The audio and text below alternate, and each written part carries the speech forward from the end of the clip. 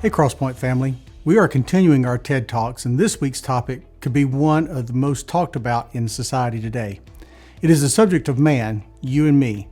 We hear a lot from the world around us about man, who he is, what he's supposed to be, but let's go back to our passage in Genesis chapter 1 verses 26 through 30 and see what God has to say. Then God said, "Let us make man in our image, according to our likeness. They will rule the fish of the sea, the birds of the sky, the livestock, the whole earth, and the creatures that crawl on the earth." So God created man in his own image. He created him in the image of God. He created them male and female. God blessed them, and God said to them, "Be fruitful, multiply, fill the earth, and subdue it. Rule the fish of the sea, the birds of the sky, and every creature that crawls on the earth." God also said, "Look, I have given you every seed-bearing plant on the surface of the entire earth, and every tree whose fruit contains seed. This will be food for you, for all the wildlife of the earth, for every bird of the sky, and every creature that crawls on the earth. Everything having the breath of life in it, I have given every green plant for food." And it was so. Whatever you or society may want to say about man or woman, what we look like or how we are supposed to be, God tells us that we are created in His image and in His likeness. Being in His likeness, we are to reflect who He is, His nature, personality, and characteristics to the world around us. There have been many attacks and attempts to undermine and corrupt that.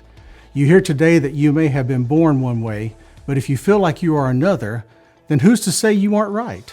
In fact, this has even led to a term called gender confusion, and it is just that, confusion. Our passage tells us that a part of being created in the image of God is being male or female, and God did not make a mistake in creating that. As a part of God's creation and gift to us, He gave us the sexes as gifts because men complement women and women complement men. God's creation went sideways, though, when Adam and Eve sinned or missed God's standard.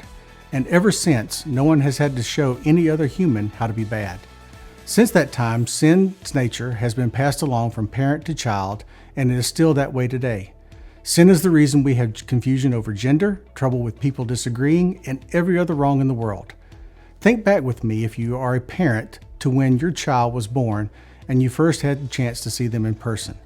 I remember I'll never forget the first moment I saw my son, and my first thoughts was that this is a perfect child. I was trying to figure out who he looked like, what features looked like me, and what features looked like his mom. I'm sure you did the same. That bliss lasted for all about 1 second, though. This perfect child quickly showed me, and I'm sure yours did too, that they weren't perfect. They cried and screamed and wanted their way. All of this happened, it seemed, in a split second. No one had to teach them how to be that way. They just were. And that feature they got from you and me. His sin is just like my sin, and that sin is what we continue to struggle with today, within us and in the world around us. So often we want to believe that our problems and the problems around us have nothing to do with us and everything to do with everyone and everything else. One day, you notice a pain in your side. While bathing, you reach over and begin to feel a lump, a swelling. It grows over time, and you know that you just can't ignore it any longer. So you go to the doctor, and the doctor says, "Yep, there's something in there. Let's check it out." He puts you through an MRI, and you come out, and he looks at you and says, "Yep, it is a lump. It's cancer." You say, "Okay, but it can't be cancer. It will go away on its own." You then walk out of the office and continue to suffer. We are just like that with sin. Sin is a problem deep within us, and it is most definitely our problem, and the signs are all around us. We can't do anything about it on our own, and we need someone to help. It will not get any better on its own. There is no doubt that man, both men and women, are God's prized creation. We messed up, but the good news is He didn't leave it that way. As we will discover in our next TED Talk, God has a rescue plan.